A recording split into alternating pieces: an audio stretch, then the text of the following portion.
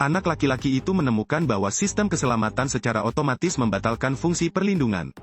Pintu terbuka secara otomatis, dia sangat ketakutan. Dia naik ke atas untuk mencari saudara perempuannya dan mendengar suara perkelahian. Tiba-tiba sang kakak membuka pintu dan menodongkan pisau ke arah adiknya. Memaksanya membuka mulut, tiba-tiba terdengar suara. Ini seperti berubah menjadi orang yang berbeda. Lalu bawa aku keluar, mengemudi dan melihat ke belakang. Tiba-tiba mobil berhenti di tengah jembatan. Dia menarikku keluar dari mobil. Kalau begitu panggil adikku untuk segera datang ke sini. Dan dengan demikian mereka tidak akan mengejar. Adik laki-lakinya ketakutan dan lari sampai ke ujung, sang kakak melompat duluan. Menarik kaki kakaknya. Untuk membuat anak itu melepaskan tangannya, dia menendangnya. Jadi kakak perempuan itu terjatuh. Menyebabkan kerusakan psikologis yang serius pada Finn. Bahkan ketika saya besar nanti, saya masih harus memeriksakan diri ke dokter secara berkala. Dokter meresepkan obat untuknya dan menyuruhnya memanggil si kembar untuk memeriksanya. Sesampainya di rumah, dia mendengar suara.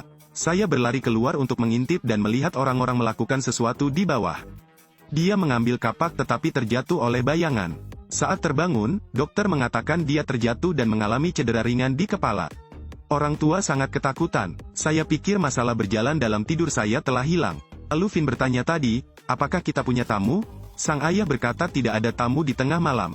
Finn bilang ada saudara perempuan juga. Saat adiknya datang, semua orang mengira dia punya masalah mental. Finn dengan marah naik ke atas. Keesokan harinya, Finn menceritakan kejadian kemarin kepada sahabatnya dan mengatakan itu bukan mimpi. Karena itu sangat nyata, mereka menemukan bahwa perilaku saudara perempuan Finn sangat aneh. Saat kelas olahraga, gadis itu sedang memanjat tali ketika hidungnya berdarah. Jatuh ke tanah. Saat kelas olahraga, gadis itu sedang memanjat tali ketika hidungnya berdarah.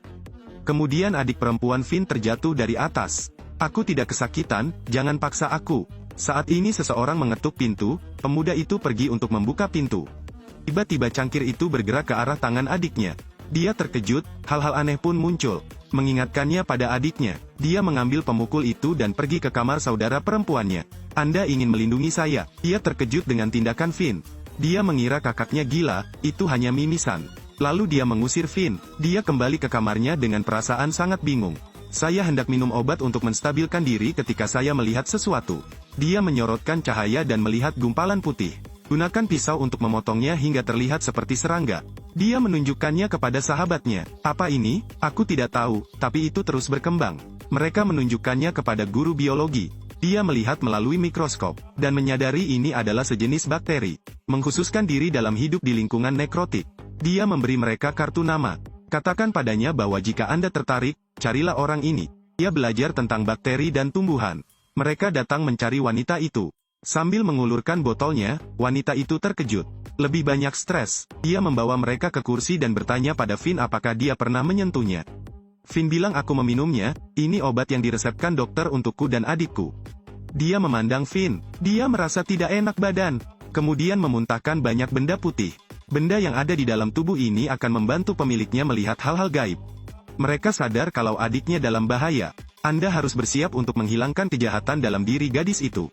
Finn pulang dan menemukan teman-teman sekelasnya menunggunya untuk mengulas. Lihat itu, orang tua Finn pun pergi.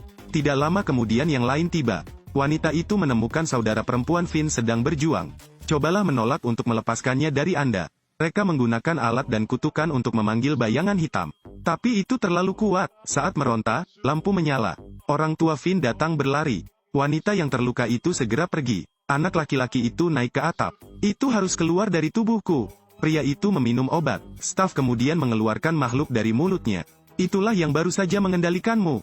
Gadis itu mengikuti alamat obat tersebut ke kantor pusat perusahaan.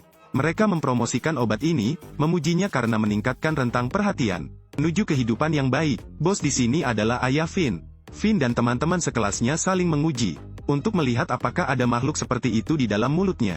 Mereka mencari ke dalam tas sekolah anak laki-laki itu dan menemukan bahwa mereka sedang dibesarkan. Kemudian seorang pria berkata bahwa dia tidak hanya dibesarkan. Dan ayahnya juga diasuh oleh kakeknya. Saat ini, kakek saya sedang berada di rumah sakit. Mereka tiba di rumah sakit dan menemukannya dalam kondisi kritis. Dokter meminta maaf dan pergi. Finn sangat sedih. Dokter berlari mendekat dan menusukkan jarum ke lehernya. Finn terbangun dan mendapati dirinya dan temannya terikat di kursi.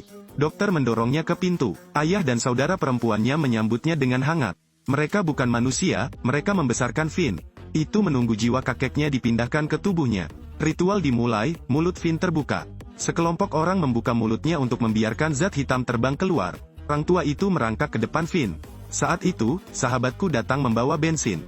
Tuangkan pada orang tua itu dan bakar. Mereka berlari keluar, dan Finn mengeluarkan makhluk itu dari mulutnya. Sopir datang menjemput mereka. Rem mobil blong dan muncul gumpalan debu hitam. Mobil itu menabrak pagar. Mereka segera keluar dari mobil. Mobil itu jatuh dan meledak dalam jeritan monster. Mereka melihat ke papan reklame dan berpikir untuk tidak mempercayai siapapun. Mereka pikir mereka telah mengakhiri monster itu. Tanpa diduga, temannya berhenti berjalan dan wajahnya berubah.